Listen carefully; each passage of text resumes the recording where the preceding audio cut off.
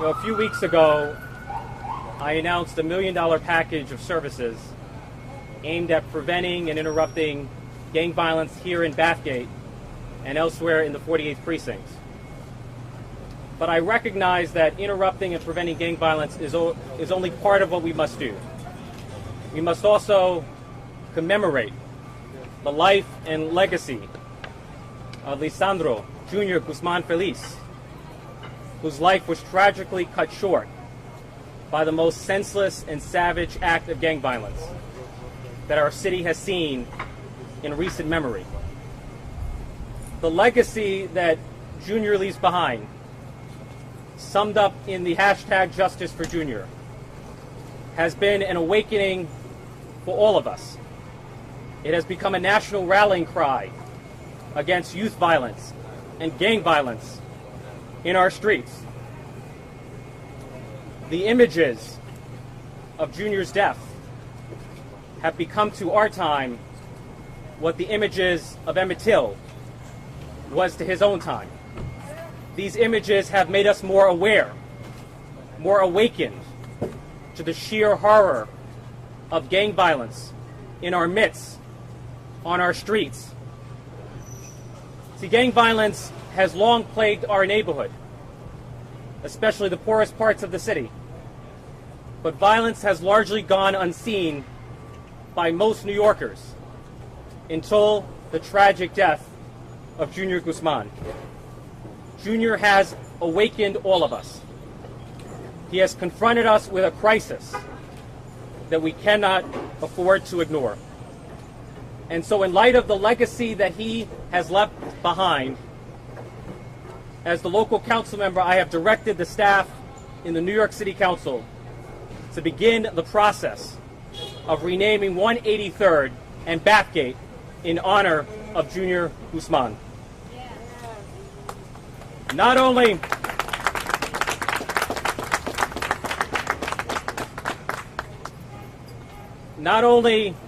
will the memory be enshrined in our hearts and minds, but his name will become a visible symbol on the streets of Bathgate.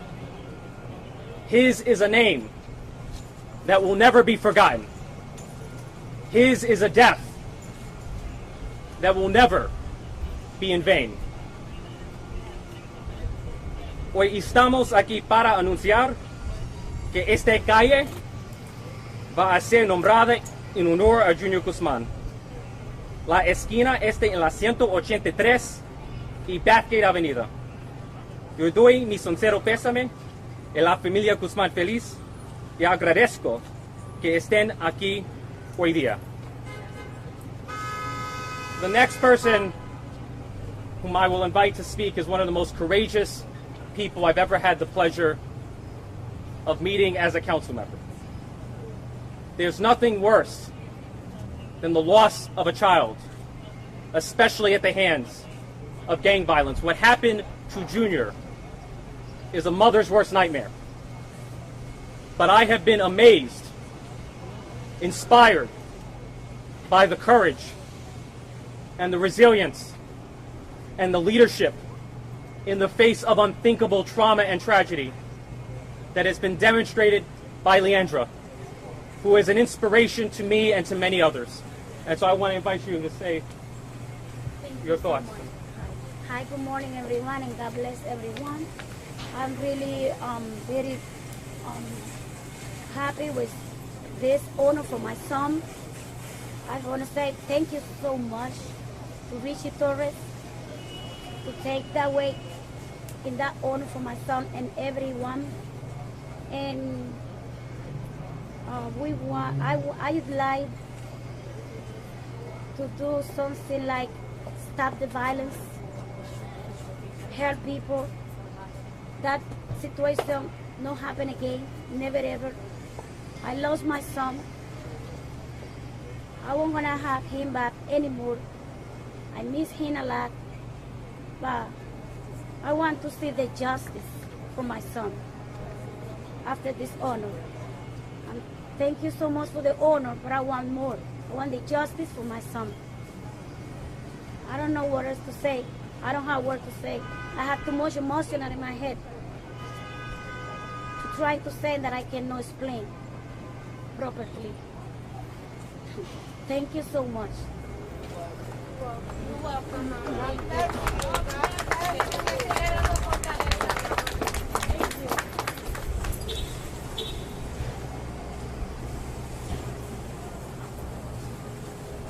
So again, the name of Junior Guzman, which will be displayed here forever, should make us more committed than ever before to interrupting the kind of violence that leads to the loss of our youth and the loss of our innocence. Right? That's the lesson learned from this tragedy. That's how we harness the power of Junior's legacy to make our community safer. So with that said, we'll take whatever questions you might have. How long do you think it'll take to get these? So we're beginning the process. We vote on street renamings twice a year, once mid-year and once toward the end of the year. So I predict that the street renaming, the ceremony, and the actual unveiling will be held early next year, January. Ritchie, talk about the symbolism of the positive symbolism of this name and what this will represent here in the neighborhood.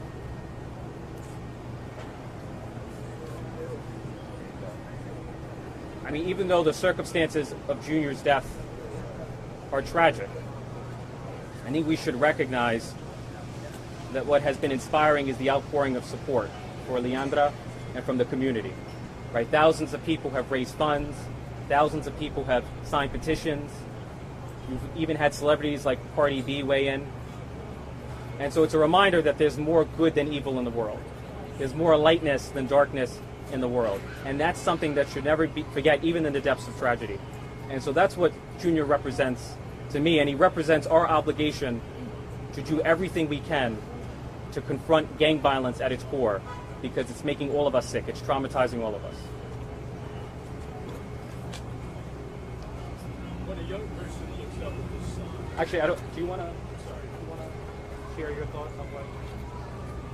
I was asking about what is positive about the street naming and that her son's name can live on in a very positive way. Why is that important to you? Maybe they're gonna keep the memory of my son alive, and the people won't gonna forget the tragedy, how my son was brutally killed in this street and nobody helped him at all. The people need to have more love in the heart and do something better. They could do it, but nobody did nothing. Thank you. Leandra, if you don't mind me asking, since your son's death, have you noticed any change in the community in terms of, I guess, safety or just generally?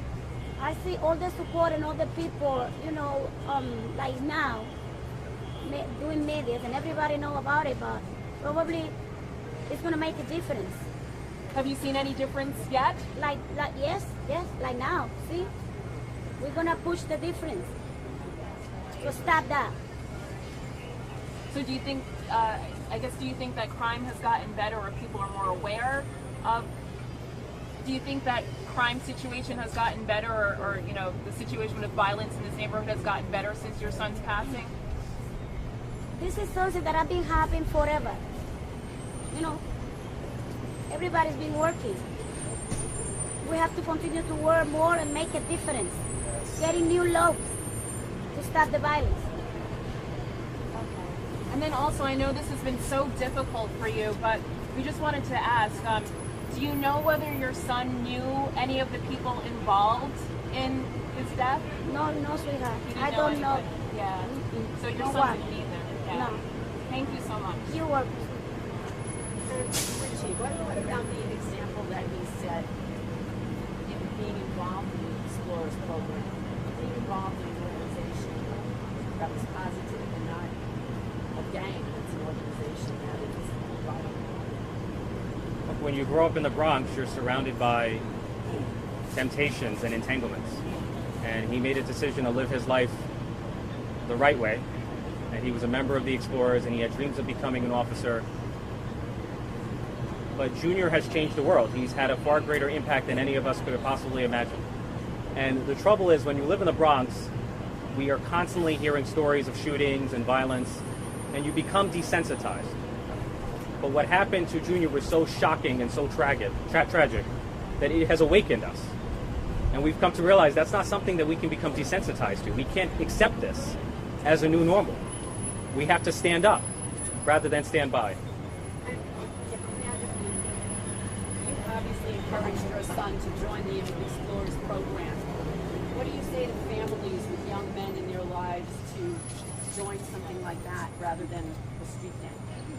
Well, I don't know what to say because all the kids are different. I would like the best for all the kids, but we have to work with them. We have to do something to make a difference, starting from the school, because this coming from the school. You know, inside the school, they have to start teaching something different. And how did you inspire your son to become a member of the Explorers? He willing to be a police. That was his dream. Since he has 5 years old, that was what he wanted to be when he grew up. He loved it. He took the decision by himself. He wanted to go to the program. And we was asking all the time, everybody in the neighborhood, Carlitos, is my Carlitos? And then we was asking, trying, and then he finds his cousin, and then he and his cousin went together with the father of his cousin. He know police and the precinct 45, and they sign up the paper over there, and they came to my house, and I say, okay, I'm agree, and I sign all the papers. So he really wanted to do it himself. He was very motivated. He was very motivated, yes, he was.